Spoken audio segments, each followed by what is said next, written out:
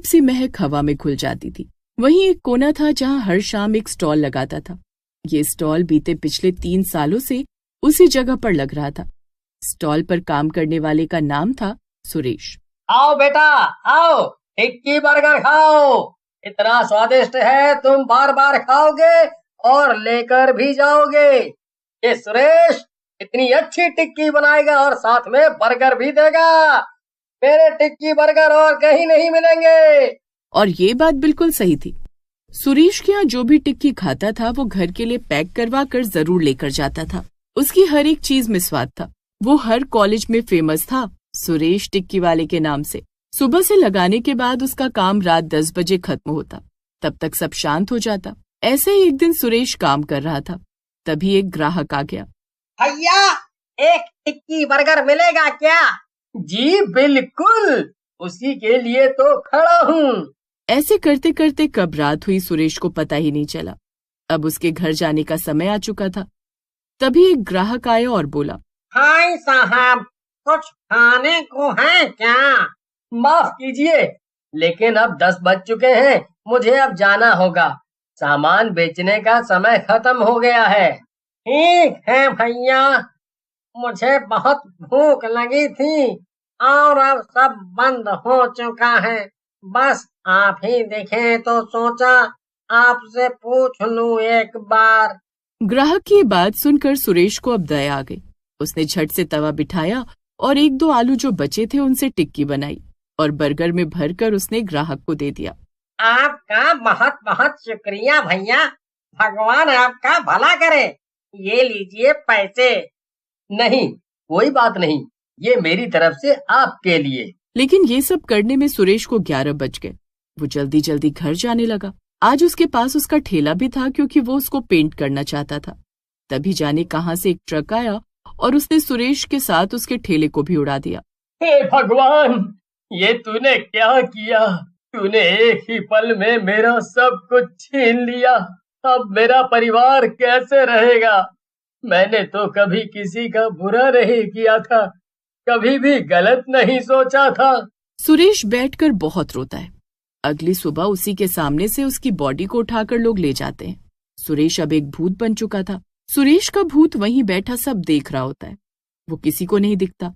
वहां एक लड़की रिपोर्टिंग कर रही होती है और वो बोलती है, कल रात यहाँ बड़ा हादसा, ट्रक से टकराया ठेला, हादसे में टिक्की वाले की मौत। बस टिक्की वाला? मेरा कोई नाम नहीं है। कैसी दुनिया है ये?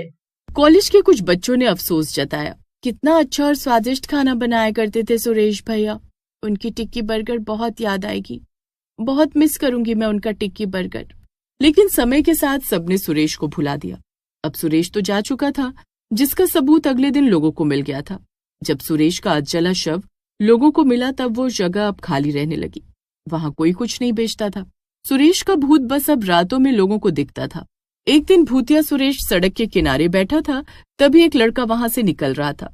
लड़का उसको देखकर बहुत डर गया। मुझे मुझे जाने दो प्लीज, मैं कभी यहाँ नहीं आऊंगा।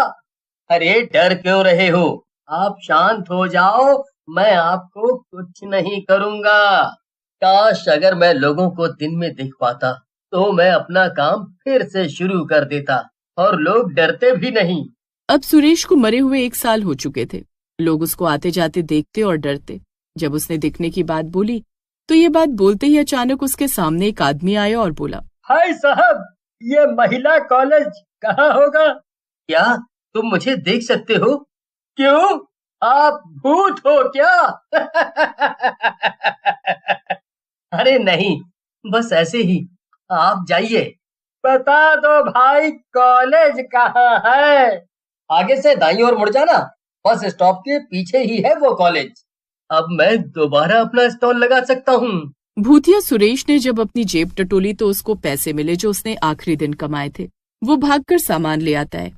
अब पूरे 1 साल बाद वहीं एक स्टॉल फिर दिखने लगा। उसी नाम का बोर्ड, उसी तरह की टिक्की और सबसे चौंकाने वाली बात, लेकिन लोगों ने ज्यादा सोचा नहीं। मान लिया कि शायद कोई रिश्तेदार हो। मगर सुरेश अब इंसान नहीं रहा था। बहुत बच्चे तो पास होकर भी जा चुके थे। लोग फिर से भीड़ लगाने लगे। अब हर शाम 6 बजे स्टॉल खुलता और 11 बजे अपने आप बंद। कोई नहीं जानता कि वो कहाँ से आता है, कहाँ जाता है। सुबह वहां कुछ नहीं होता, न स्टॉल, न चूल्हा, न टेबल। फिर भूतिया सुरेश अपने घर गया। जितने पैसे उसने कमाए थे उसके थोड़े से रखकर, जिससे वो कल का सामान ले सके, बाकी सारे पैसे अपनी पत्नी के तकिए के नीचे रख दिए। उसके चेहरे पर कोई शिकन नहीं होती थी। लगता ही नहीं जैसे वो अब एक भूत है।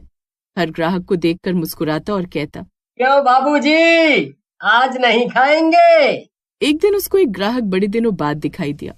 भूतिया सुरेश बोला, क्या बात है बाबू, आज बहुत दिन हो गए आपको देखा नहीं। इतने दिनों में आज देखे आप। बताइए बाबू, गरम टिक्की बर्गर लगा दूं? हरा धनिया भी डालूं? हाँ भैया। वो हर किसी से बड़े प्यार से बात करता था। सब लोगों को भूतिया सुरेश का ये व्यवहार बहुत अच्छा लगता था, इसलिए लोग अक्सर सुरेश के यहाँ टिक्की बर्गर खाने आया करते थे। भैया 2 टिक्की बर्गर लगा देना।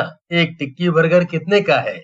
एक बर्गर 30 में और 2 लेंगे तो 50 में।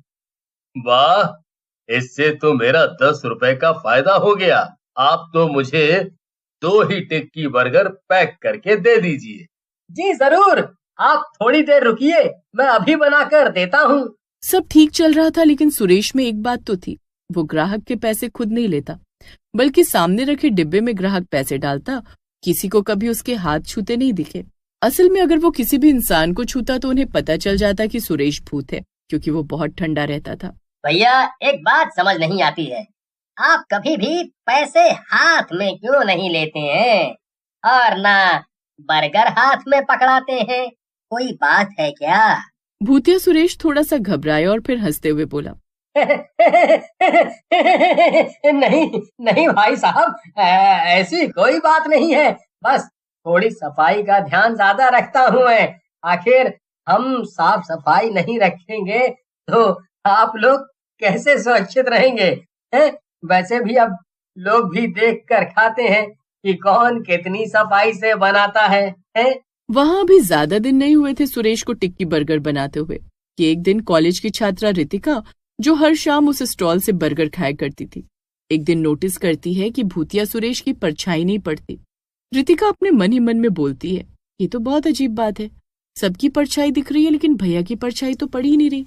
ऐसा तो सिर्फ तभी होता है जब कोई इंसान जीवित ही ना हो। रितिका ये सब देखकर बिल्कुल डरती नहीं है, बल्कि जिज्ञासु हो जाती है। वो अगली शाम फिर से स्टॉल पर जाती है और बातों बातों में उससे पूछती है, अच्छा चाचू, आप हर दिन यहीं होते हो? कभी छुट्टी नहीं लेते?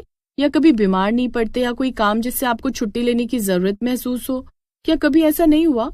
सुरेश मुस्कुराता है और अपने दर्द को छिपाते हुए बोलता है, बेटा, जरूरत महसूस तो होती है, लेकिन फिर अपने पापा की कही बात मुझे याद आ जाती है।